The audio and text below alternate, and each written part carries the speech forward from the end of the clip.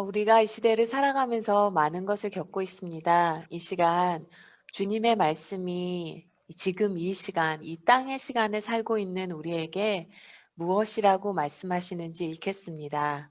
시편 22편입니다. 조금 길기는 합니다. 1절부터 25절 까지 읽을 건데요. 말씀이 길기는 하지만 하나님의 말씀을 하나라도 더 읽고 말을 줄이는 게 더 나을 것 같아 1절부터 25절까지 제가 봉독하겠습니다. 내 하나님이여, 어찌 나를 버리셨나이까? 어찌 나를 멀리하여 돕지 아니하시오며 내 신음소리를 듣지 아니하시나이까? 내 하나님이여, 내가 낮에도 부르짖고 밤에도 잠잠하지 아니하오나 응답하지 아니하시나이다. 이스라엘의 찬송 중에 계시는 주여, 주는 거룩하시니이다. 우리 조상들이 주께 의뢰하고 의뢰하였으므로 그들을 건지셨습나이다. 그들이 주께 부르짖어 구원을 얻고 주께 의뢰하여 수치를 당하지 아니하였나이다. 나는 벌레요 사람이 아니라 사람의 비방거리요 백성의 조롱거리이다. 나를 보는 자는 다 나를 비웃으며 입술을 삐죽거리고 머리를 흔들며 말하되 그가 여호와께 의탁하니 구원하실 걸 그를 기뻐하시니 건지실 걸 하나이다.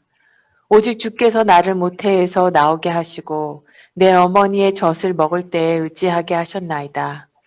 내가 날 때부터 주께 맡긴 바 되었고 모태에서 나올 때부터 주는 나의 하나님이 되셨나이다. 나를 멀리하지 마옵소서. 환난이 가까우나 도울 자 없나이다. 많은 항소가 나를 에워싸며 바산의 힘센 소들이 나를 둘러쌌으며 내게서 그 입을 벌림이 찢으며 부르짖는 사자 같으니이다. 나는 물같이 쏟아졌으며 내 모든 뼈는 어그러졌으며 내 마음은 밀랍 같아서 내 속에 녹았으며 내 힘이 말라 질그릇을 조각 같고 내 혀가 입천장에 붙었나이다.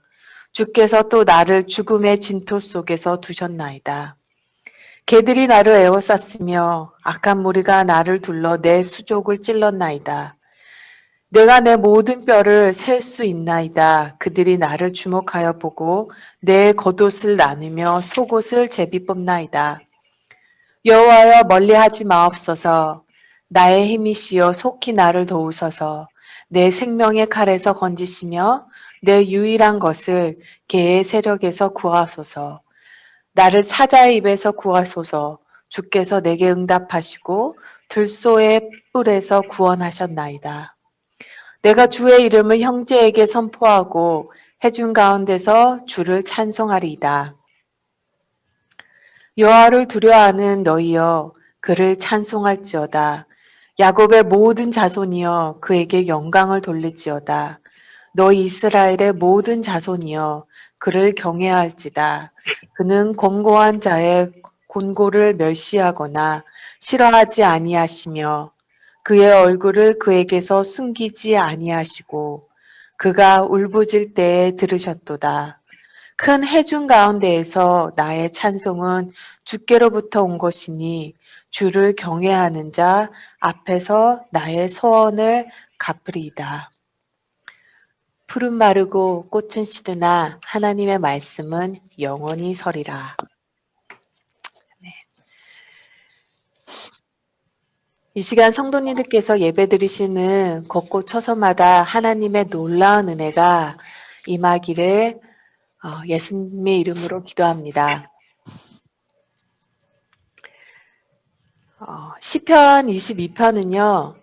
예수님의 십자가를 예언한다고 하여 메시아 예언시라고 합니다. 그런데요. 저는 시편 22편, 23편, 24편을 이렇게 읽다 보면요. 이 22편, 23편, 24편은 이 3편은요. 목자 되시는 예수님의 예언시 3부작인 것 같습니다. 시편 22편은 양을 위해 자기 목숨을 내어주신 목자. 23편은 양을 살피시고 인도하시는 목자. 그리고 24편은 양을 위해 영광의 모습으로 다시 오시는 목자의 모습. 꼭 이렇게 예언시 3부작을 보는 것 같습니다. 시편 22편은요, 다윗의 시입니다. 다윗이 무슨 고통인지는 모르지만 말할 수 없는 고통을 겪고 있습니다. 다윗이 겪는 고통을 크게 세 가지로 볼 수 있어요. 첫 번째는요, 하나님이 나를 버리셨다고 느낄 만큼, 여길 만큼 그 고난이 엄청난 고난입니다. 1절 말씀 보겠습니다. 내 하나님이여, 내 하나님이여, 어찌 나를 버리셨나이까? 어찌 나를 멀리하여 돕지 아니하시며 내 신음소리를 듣지 아니하시나이까? 두 번째 고통은요, 기도해도 하나님이 침묵하신다는 거예요. 대답이 없으세요. 이유를 말씀해 달라고 해도 제가 왜 이런 일을 겪어야 하나요? 아무리 물어봐도 대답이 없으세요. 2절 말씀. 내가 내 하나님이여, 내가 낮에도 부르짖고 밤에도 잠잠하지 아니하오나 응답하지 아니하시나이다. 세 번째는요, 내가 하나님을 참 잘 믿는다고, 하나님을 참 잘 믿는다고 소문이 났는데, 이런 고난을 당하는 것을 사람들이 보니까요, 사람들이 손가락질하고 조롱한다는 거예요. 6절 말씀, 나는 벌레요 사람이 아니라 사람의 비방거리요 백성의 조롱거리이다. 그런데요, 시편 22편은 참 놀라운 것은요, 이런 기가 막힌 어려움에 처한 다윗이 탄식 중에 찬송이 나온다는 거예요. 3절 말씀, 이스라엘의 찬송 중에 계시는 주여, 주는 거룩하시나이다. 그리고요, 다윗은 지난날 하나님께서 얼마나 신실하게 인도하시고 보호하셨는지를 떠올립니다. 이것이 다윗에게서 일어나는 놀라운 성령의 역사입니다. 그리고 동일한 성령 하나님께서요, 지금 이 시간에서 우리에게서도 일어나게 하십니다. 성도가 괴로움 중에 하나님을 부르짖을 때에 성령님은 우리 안에서 주님 바라보게 하십니다. 주님 바라보게 하시고 나와 함께 하고 계심을, 나를 보고 계시며 나를 인도하시고, 그리고 지난날 하나님께서 얼마나 신실하게 우리의 삶을 인도하셨는지, 그 많고 많은 기도 제목들, 하나님 얼마나 신실하게 응답하시고 우리와 함께 계셨는지 그것을 보게 하십니다. 이것이 고난을 겪는 성도의 삶에서 볼 수 있는 놀라운 성령의 역사입니다. 그리고 다윗은요, 자신의 고통 속에서 하나님을 부르짖을 때 십자가에 달린 그리스도의 말씀을 예언하게 됩니다. 내 하나님이여, 내 하나님이여, 어찌 나를 버리셨나이까? 다윗은 심한 고통 중에 하나님께서 마치 자기 뜻을 떠난 것 같이 느껴집니다. 버림받은 것 같이 느껴집니다. 그런데도요, 다윗은요, 하나님을 내 하나님이라고 부르짖습니다. 고난과 고통 중에서도 하나님을 내 하나님으로 단단히 붙잡고 있습니다. 이것이 신앙이에요. 이해할 수 없는 일들이 일어나지만 왜 일어나는지 알 수는 없지만 하나님께서 알려주시지 않으시지만 그래도 하나님을 내 하나님으로 단단히 붙잡는 것이 신앙입니다. 예수님을 사랑하는 사람도 주 안에 있는 사람도 때로는 하나님이 그를 버리실 듯한 어려운 시간을 보내기도 합니다. 아픈 일을 겪기도 합니다. 손가락을 망치로 내려치면요, 예수님을 믿기 전이나 예수님을 믿은 후에나 아픈 건 마찬가지예요. 예수님을 믿는 사람도 암에 걸리기도 하고요. 더 큰 질병에 걸리기도 합니다. 고난을 겪기도 합니다. 주님 언제 오실지 모르지만 다시 오시는 그날까지 이 땅의 삶을 살아가야 하는 우리는 간혹 딱한 환경을 만나기도 합니다. 그런데 하나님의 사람은, 즉 내 안에 성령 하나님이 계시는 사람은 그 고난 속에서 하나님을 더 알게 되고 하나님께 더 가까이 갑니다. C.S. 루이스가 고난에 대해서 이런 말을 한 적이 있습니다. 고통은 하나님의 메가폰이다. 고난과 슬픔 속에 하나님의 음성을 더 자세히 들을 수 있고 하나님을 더 알게 된다는 것입니다. 아마 많은 성도님들께서, 대다수의 성도님께서 하나님을 언제 더 알게 됐는지, 하나님에게 어떻게 더 가까이 오게 하셨는지 물으면요, 대다수의 성도님들은 힘겨웠던 때를 떠올립니다.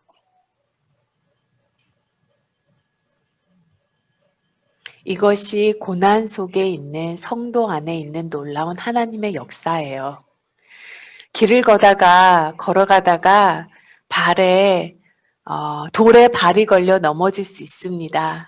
발가락을 다칠 수도 있고요. 발목을 삐끗할 수도 있어요. 그러나 주 안에 있는 자, 성령 하나님께서 그 안에 있는 자는요, 자기를 넘어뜨린 그 걸림돌이 오히려 하나님께 더 가까이 나아가게 하는 디딤돌이 된다는 것입니다. 걸림돌이 디딤돌로 변하는 게 놀라운 하나님의 역사예요. 그 6절부터는요, 다윗이 고통 속에서 자기의 고통을 얘기합니다. 그런데요, 14절부터요,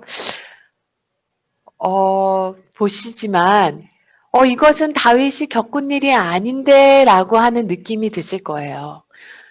14절부터는요, 다윗이 삶 속에서 정말 엄청나게 많은 고난의 시간이 많기는 했지만 성경 어디에서도 다윗이 이런 일까지 겪었다고 말하진 않아요. 14절부터는요, 다윗이 자신의 고통을 하나님께 부르짖다가요, 하나님의 고통을 보게 됩니다. 자기의 하나밖에 없는 독생자가 십자가에서 찢겨지는 그 하나님의 고통을 보게 됩니다. 6절에서 말합니다. 그가 백성의 조롱거리가 되었다는 것. 7절에서 그가 보는 자마다 머리를 흔든다는 것. 8절에서 원수들이 그를 향하여 하는 말이 여호와께서 그를 구원하실 걸 하는 것. 14절, 물같이 쏟아질 것이며, 16절, 개들이 나를 에워쌌으며 악한 무리가 나를 둘러 내 수족을 찔렀나이다.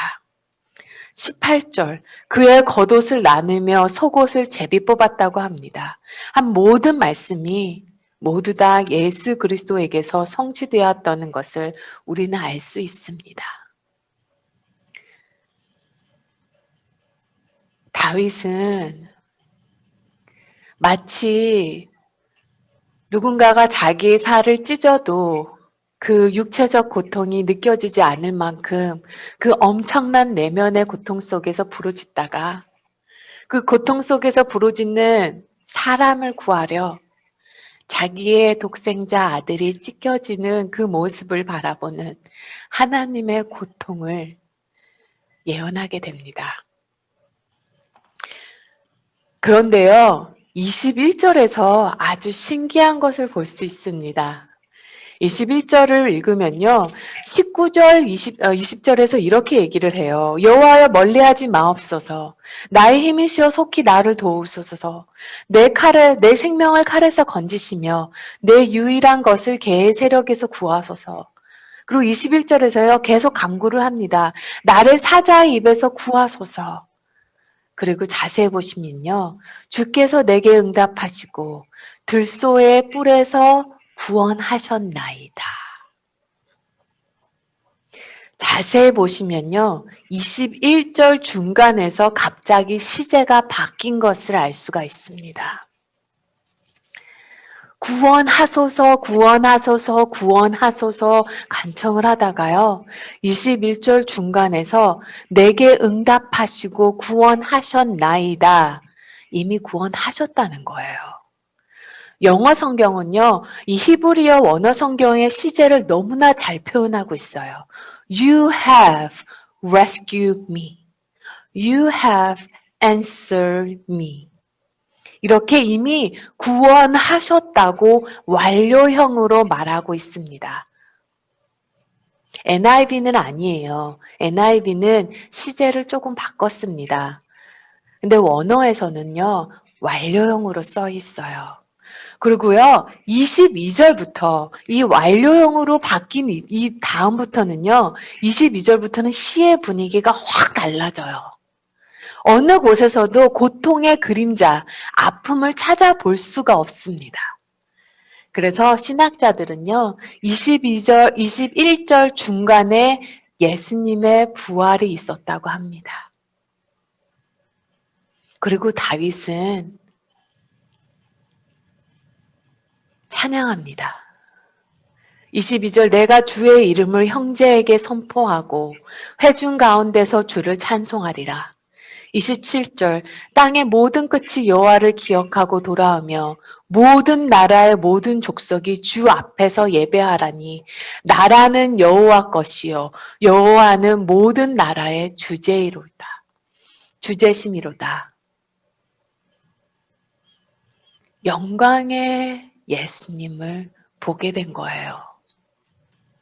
부활을 본 다윗은 이제 더 이상 어둠 속에 머무르지 않습니다.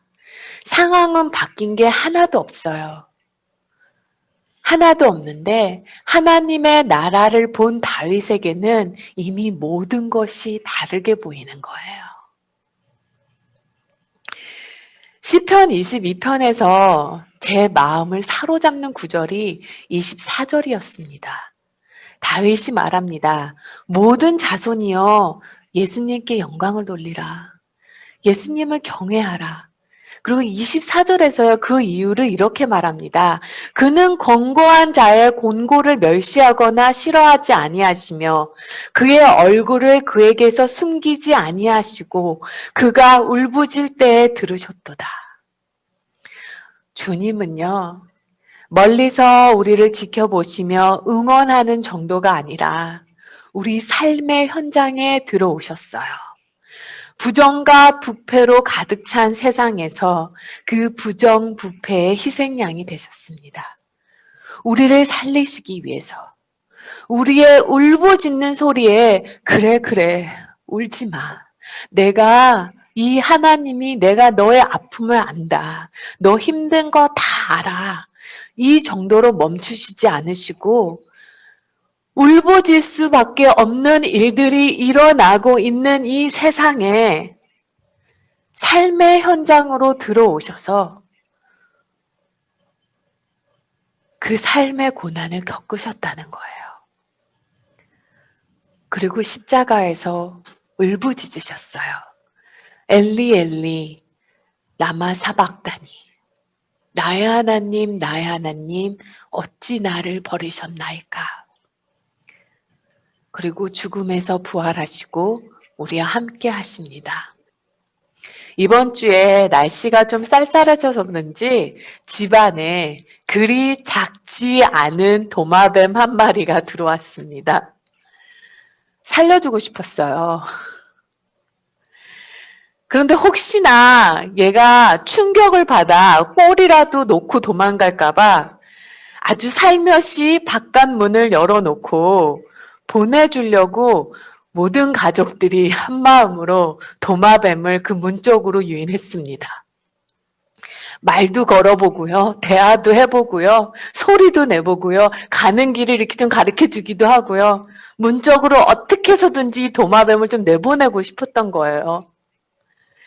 그런데 도마뱀은 겁을 먹고 자꾸 엄한 곳으로만 도망을 가는 거예요. 다가가면 꼬리를 놓고 도망갈까봐 다가가지도 못하고 최대한으로 소리와 모든 방법을 통해서 문 쪽으로 가게 하려고 했어요. 근데 가지를 않는 거예요. 그럼 결국 제가 도마뱀이 되어서 그 길을 같이 가 주어야 했을까요? 사랑하는 나의 자녀가 도마뱀이 되어서 찢김을 당하고 그 길을 가르쳐 주어야만 했을까요? 가엾기는 해도 그렇게까지는 하지 않죠. 그런데 예수님은 그 길을 오셨다는 거예요. 근데 그것을 묵상하면서 이런 생각을 했습니다. 예수님은 왜 이 땅에서 33년이라는 긴 시간을 사셨을까? 아니, 왜 아기 예수로 태어나만 하셨을까?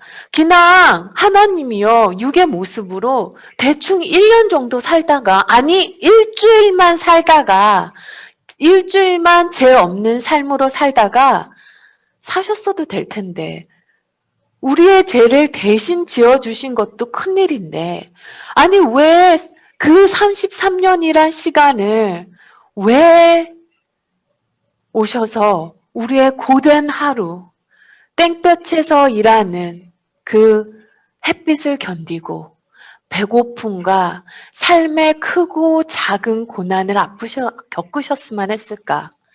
기나긴 하루와 말도 안 되게 짜증내는 참을 수 없는 사람들을 견디셨으면 했을까? 예수님은요, 하나님이셨어요. 물을 포도주로 바꾸시는 분이었고요. 높은 바다를 말씀으로만 잠잠케 하시는 분이었어요. 보리빵 5개로 장정만 5천 명을 먹이신 분이셨어요. 그런데 온전한 또 사람이셨어요. 사람으로 오셨어요. 사마리에서 피곤하셨고 나사렛에서 괴로우셨으며 갈릴리 바다의 배 안에서 주무셨고 나사로의 무덤에서 슬퍼하셨어요. 광야에서 배고프셨습니다. 왜 주님은 그렇게까지 하여만 했을까요? 사랑하는 성도 여러분, 왜 굳이 인간의 삶을 예수님이 사셨어야만 했을까요? 그것은 바로 우리가 그분을 믿기 원하기시기 때문입니다. 시편 22편은요, 메시아 예언서예요. 구약에는요, 332개의 서로 다른 메시아에 관한 예언이 있습니다. 그리고 예수님은요, 예수 그리스도께서는 이 땅에 사시면서 평생 그 332개의 서로 다른 구약의 예언을 성취하셨어요. 창세기의 하나님이 인간의 모습으로 오셨다는 거. 이 모든 예언들이요, 한 사람의 평생에 성취될 수 있는 수학적 확률이 얼마나 되는 줄 아십니까? 이게요, 1분에 84에다 0이 97개가 붙는데요. 이건 뭐 어떻게 말을 할 수가 없는 확률이에요. 하나님은 우리가 얼마나 의심이 많은지 아셨어요. 특히 고난 중에 고난을 겪을 때 하나님을 의심할 거라는 거 우리가 얼마나 연약한지 아셨어요. 우리의 문제는 너무나 큰데요. 우리의 사랑은 너무나 작기만 합니다. 그래서 주님은 아무리 의심 많은 자라도 믿을 수 있게 그 예언을 모두 다 감당하셨어요. 한 가지를 우리에게 말씀하시기 위해서 바로 주님을 믿어도 좋다. 나를 믿어도 좋다. 살아가다 보니까요.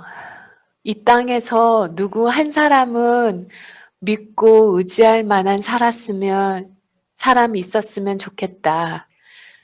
나도 좀 기댈 때가 있었으면 좋겠다. 누군가 이 땅에서 한 사람은 내가 아무리 지저분하고 보잘것없고 죄 속에 메어진 사람이라도 누군가는 나를 이해해주고 품어주는 사람이 나의 가장 비참한 모습을 보고도 품어주는 사람이 한 명은 있었으면 좋겠다라는 생각이 들 때가 있더라고요. 그런 우리에게 주님이 이 말씀을 하시고 싶으셨나 봅니다. 나를 믿어도 좋다. 나를 믿고 따라오렴. 나의 죽음이 너의 죄의 무게를 감당했고 나의 부활이 회복시키지 못할 것이 없다. 나를 믿고 따라오렴. 그리고 23편에서 말씀하십니다. 선한 목자 되시는 주님. 사랑하는 성도 여러분, 예수님의 부활이 회복시키지 못할 것은 이 세상 그 어디에도 없습니다. 이 시간 함께 기도했으면 합니다. 우리의 삶에 많은 걸림돌이 있습니다. 그 걸림돌이 하나님을 더욱 알게 하고 하나님 앞에 더욱 가까우게 갈 수 있는 놀라운 하나님의 역사가 우리 안에 일어나기를. 그리고 하나님 코로나로 인해 영적 침체가 돌파되며 하늘의 소망이 이 땅에 부어지는 시간이 되기를. 교회들이요, 에스더 같이 단장되어 이 나라 가운데 놀랍게 일어나는 하나님을 보는 일들이 일어나게 함께 기도한 후요. 제가 기도드리겠습니다. 기도하겠습니다.